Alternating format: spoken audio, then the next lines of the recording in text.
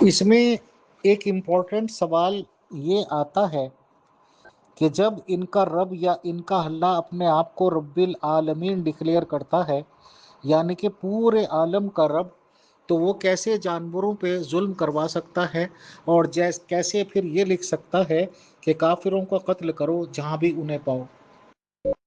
तो रब्बुल आलमीन का दावेदार का ये दावा यहाँ पे ठुस और फुस हो जाता है जब ये जानवरों को मारने का हुक्म देता है, गले काटने का हुक्म देता है, वो भी इसी का नाम लेकर, यानी कि अल्लाह का नाम लेकर।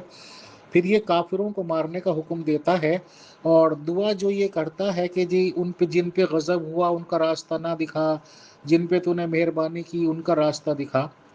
जब ये लोग कर्म फल पे विश्वास नहीं रखते, ये नहीं मानते कि जैसा कर्म होगा वैसी सज़ा मिलेगी, और इनका रोज़े जज़ा क़यामत का दिन तो पता नहीं कब से आया होगा। लाखों साल से लोग आ रहे हैं, मर रहे हैं, इन लोगों के यहाँ खबरों में मिट्टी में दफन हो रहे हैं और कम्युनिटीज़ में चिताएं जलाई जा रही हैं, बहरहाल वो जा रहे हैं।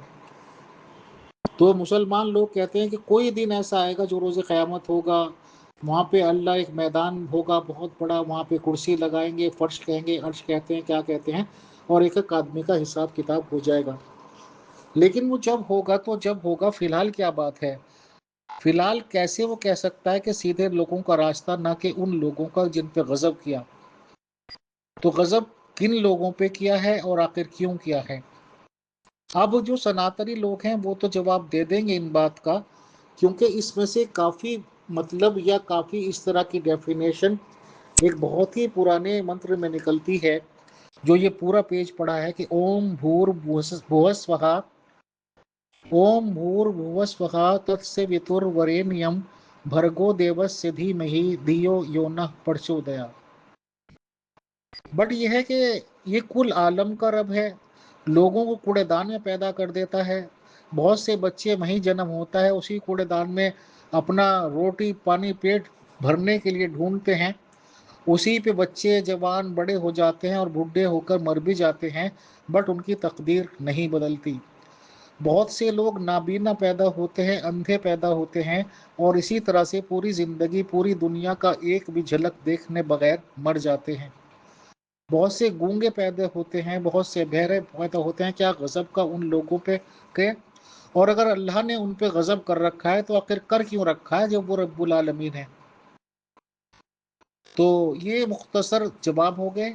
हमें समझ लगता हूँ कि आप लोगों की समझ आ गई होगी कि रब्बुल आलमीन कैसे अपने आलमीन की तख्लीक़ात पे जुल्म जबर और कत्ल करने का हुक्म दे सकता है।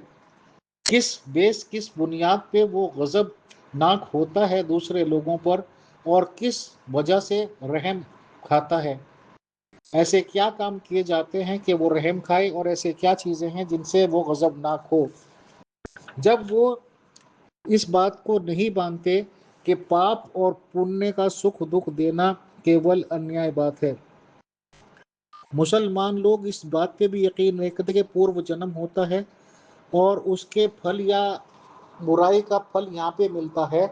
तो आखिर कुरान का अल्लाह किस बुनियाद पे ये कह सकता है दूसरों को, और दूसरों को कहलवाता है कि सीधे लोगों का रास्ता हमें दिखा और बुरे लोगों का नहीं? तो बुरे और लोगों की पहचान अल्लाह को कैसे होती है, और कैसे ये लोग सोचते हैं, कैसे ये कह सकते हैं कि अच्छे और बुरे? और ये भी बताएं इसी के साथ ही कि ऐसा क्यों होता है कि कोई कूड़ेदान में पैदा हो रहा है और किसी का जन्म ही महलों में हो रहा है। ऐशो आराम से वो ज़िंदगी गुजारता है, गाड़ी बंगलों जहाज़ों में वो सफ़र करता है, और एक आदमी को पैदल चलने के लिए भी चप्पल मैसर नहीं। बताएं। शुक्रिया।